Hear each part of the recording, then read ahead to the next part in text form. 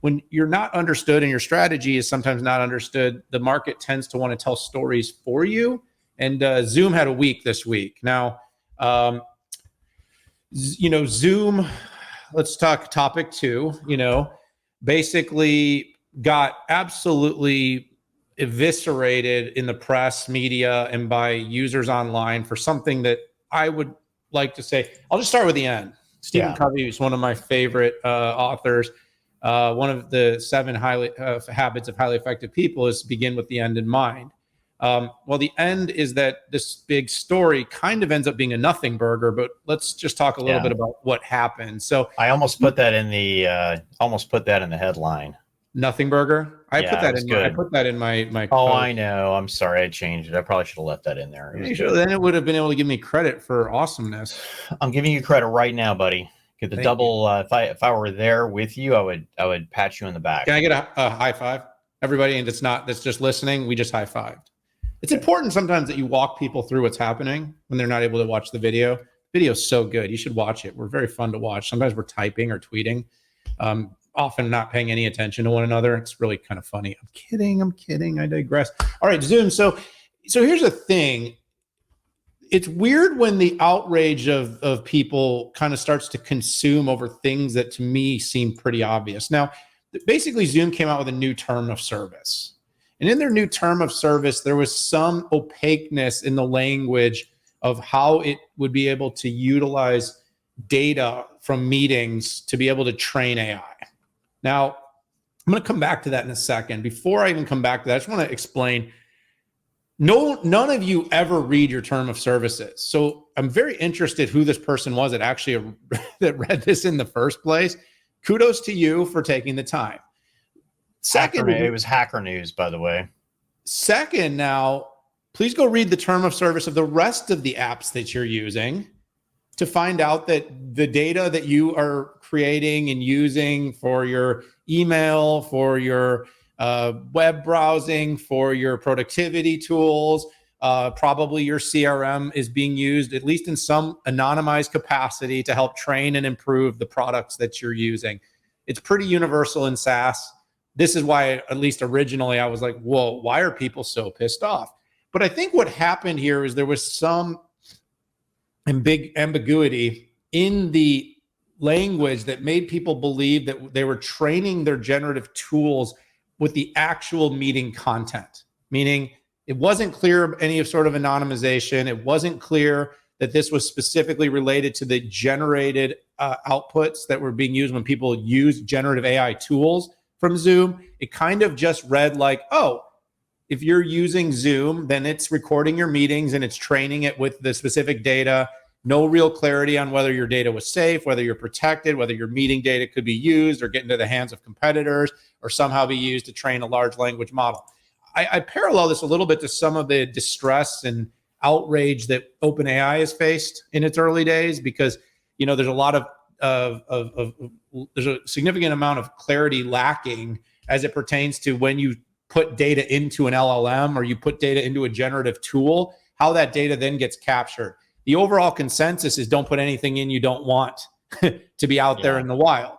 And I think that's created some paranoia, including me, and I'm sure you, Pat, with what data gets put into a Bard or a OpenAI or a Zoom for that matter. But in the end, what, like I said, mostly happened here is, it's a detail, and it is all this is about is Zoom using service generated data, meaning when people are using ML and AI to create generative data, it could be telemetry, product usage, diagnostic, or generated text that's not the actual but generated summaries and stuff like that. It could then take a summary of data to help it train and improve that model. So, Pat, I got to be honest with you. I could spend a little bit more time beating this bush.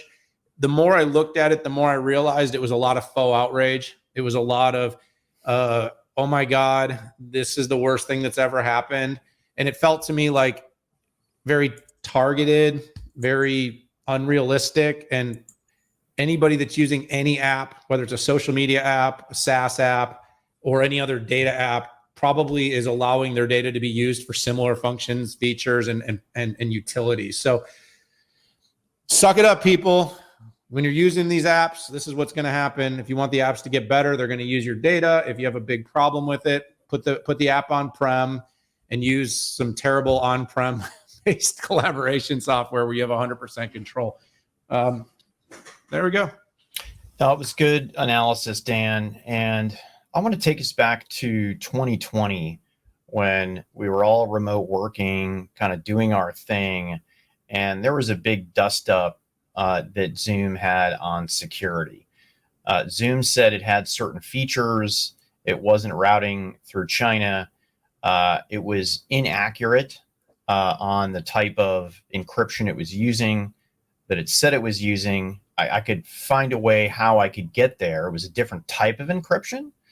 And people were really leaning into, including myself, into how many bits were there. And then that turned into this giant issue. Now, 3+ years later, right? I mean, in 2022, Zoom for Government has Department of Defense Impact Level 4 certification, right? And that doesn't even come up. Security rarely, if ever, comes up.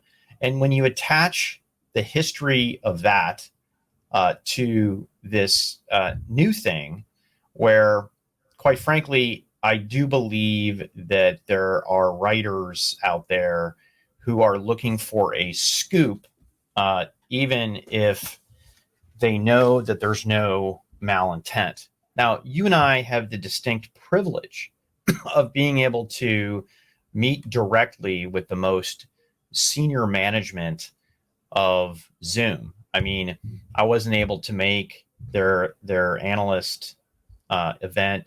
I was there last year, spent a lot of time with Eric Yuan, and for this, I spent some time researching, meeting with Zoom's chief operating officer and chief product officer to really get the insights scoop of what was going on.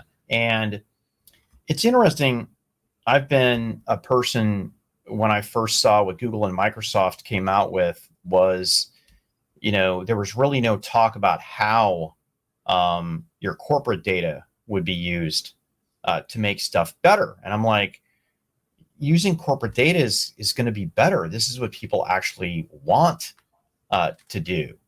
And I feel like Microsoft and Google held back, and Zoom kind of trudged forward into this. And the only reason, again, I brought up the security thing is they handled this so much better this time, right? They hit it very quickly. We're not going to have Eric Yuan every week or whatever he did talking about security updates, because this is a giant nothing burger. Okay. And in the end, I mean, Eric came out and I put a LinkedIn link in the notes that really shows, coming from Eric Yuan, what the deal is. So I think they handled the issue really well. There is not a follow-up with work. I just think that the company needs to now educate it, try not to over-rotate it. And quite frankly, if Zoom could overcome what happened in 2020, 100%, they're going to overcome this. My fear is that, every Zoom AI story from the press for the next 3 years will cite back, and back in 2023, right, terms of service. But, quite frankly, that's just the world we live in. If technology weren't so important, shaping the world and shaping economies, nobody would care.